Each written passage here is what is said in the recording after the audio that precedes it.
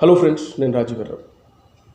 కలియుగ ప్రత్యక్ష దైవం శ్రీ వెంకటేశ్వర స్వామికి సమర్పించేటువంటి పరమ పవిత్రమైనటువంటి లడ్డూలో కల్తీ జరిగిందనేది చాలామంది హిందువులు, దేశ విదేశాల్లో ఉన్న భక్తులందరూ మనోవేదనకు గురవుతున్నారు.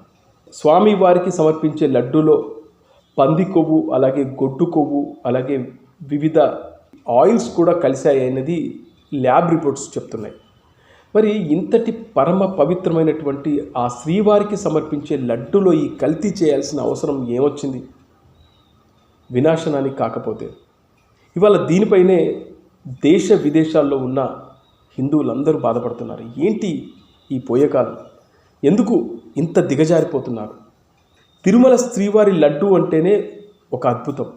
ఎవరైనా తిరుపతికి వెళ్ళొచ్చి లడ్డూ ప్రసాదం తెచ్చామని మనకిస్తే కాళ్ళు కడుక్కొని మనం తింటాం.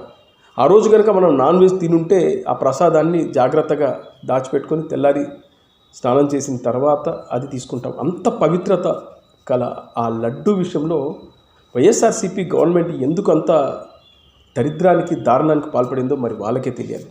అయితే దేశంలోనే క్రెడిబిలిటీ ఉన్న నాయకుల్లో చంద్రబాబు నాయుడు గారు ఒకరు. ఎన్నోసార్లు ముఖ్యమంత్రిగా పనిచేశారు. అలాంటి వ్యక్తి తిరుమల శ్రీవారి లడ్డుపై అనవసరంగా కామెంట్ చేస్తాడా? ఇందులో కల్తీ నెయ్యి కలిసింది, దీంట్లో పంది అలాగే గొడ్డుకు సంబంధించినటువంటి ఆయిల్స్ కలుస్తున్నాయి అని చెప్పేసి అనవసరంగా ఆ కామెంట్ చేస్తారా? దాంట్లో నిజాలు లేకుండా ఆయన కామెంట్ చేస్తారని ఎవ్వరూ అనుకోరు. ఆ ల్యాబ్ రిపోర్ట్స్ కూడా అలాగే చెప్తా ఉన్నాయి. ఆ ల్యాబ్ రిపోర్ట్స్ ఏం ఫేక్ కాదు. ఇవాళ వైఎస్ఆర్సీపీకి సంబంధించిన కొన్ని మీడియా సంస్థలు అది ఫేక్ అని ప్రచారం చేస్తూ ఉన్నాయి. అయితే ఈ విషయంలో చాలామంది హిందువులైతే బాధపడుతున్నారు. దీనిపైనే పవన్ కళ్యాణ్ గారు స్పందించారు. ఒక ట్వీట్ చేశారు. తిరుమల స్వామివారి ప్రసాదంలో ఇలా కల్తీ జరుగుతూ ఉంది, ఇది చాలా బాధాకరం. ఇప్పటికైనా ఈ దేవస్థానాలని, హిందూ ధర్మాన్ని మనం కాపాడుకోవడం కోసం ఒక బోర్డు రావాలి, అది హిందూ సనాతన ధర్మాన్ని రక్షించుకోవాలనే విధంగా ఆయన ఒక ట్వీట్ చేశాడు. ఒక అద్భుతమైన ట్వీట్ చేశాడు ఆయన. నాకు తెలిసి పవన్ కళ్యాణ్ గారిలో నేను మోడీ వారసుని చూస్తున్నాను. హిందూ వాదం పైన పవన్ కళ్యాణ్ గారు పోరాడుతున్న విధానానికి ఆయనకు హ్యాట్సాప్ చెప్పాలి. మరి అలాంటి పవన్ కళ్యాణ్ గారు ట్వీట్ చేసిన తర్వాత సందులో సడేమియాగా మన నేషనల్ యాక్టర్ ప్రకాష్ రాజ్ వచ్చారు.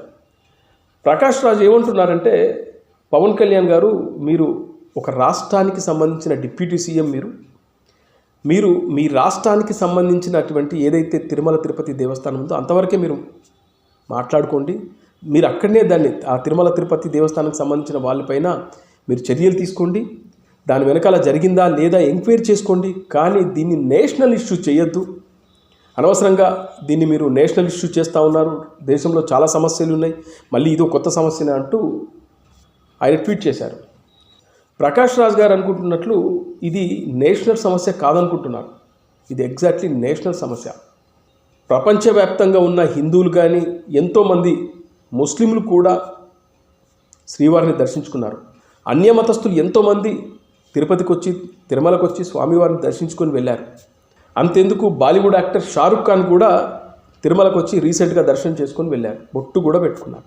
దేశంలోనే హిందువులే కాదు, ప్రపంచంలో నలుమూలల్లో ఉన్న హిందువులు ఏదో ఒక సందర్భంలో తిరుమలకు వచ్చి దర్శించుకొని వెళ్ళిన వాళ్ళే. ఇక్కడ మన దగ్గర మనం వెంకటేశ్వర స్వామి అని పిలుచుకుంటే, నార్త్ సైడ్ బాలాజీ అని పిలుచుకుంటారు. మరి ఇది నేషనల్ ఇష్యూ ఎలా కాకుండా ఉంటుంది? ఎందుకంటే ప్రకాష్ రాజ్కి ఎప్పుడు కూడా అతని మాట్లాడే విధానాలు కానీ, ఆయన ఎలా ఉంటుందంటే ఒక అర్బన్ నక్సలైట్గా ఉంటాడు. ఆయన ఎంతసేపు మోడీని కానీ, ఈ హిందుత్వం మీద అనవసరమైన కామెంట్లు చేయడమే కానీ, నిజం ఇందులో ఒక పరమ పవిత్రమైనటువంటి శ్రీవారికి సమర్పించే లడ్డులో ఒక కల్తీ జరిగింది, నిజం, దీన్ని ఖండించాల్సిందే. పవన్ కళ్యాణ్ గారు చేసిన ట్వీట్లో ఒక అర్థం ఉంది. ఇది ఖచ్చితంగా ఇది నేషనల్ ఇష్యూ అనే, దేశవ్యాప్తంగా దీనిపై అందరూ పోరాటం చేయాలి. రానున్న రోజుల్లో సనాతన ధర్మాన్ని కాపాడుకోవాలని ఒక ట్వీట్ చేస్తుంటే ఎంత బాగుండేది. అందుకే ఈ ప్రకాష్ రాజ్ లాంటి కొంతమంది హిందూ సనాతన ధర్మం మీద అనవసర కామెంట్ చేసే వాళ్ళు ఉన్నారు. ఖచ్చితంగా వీళ్ళకు బుద్ధి చెప్పే రోజులు వస్తాయి.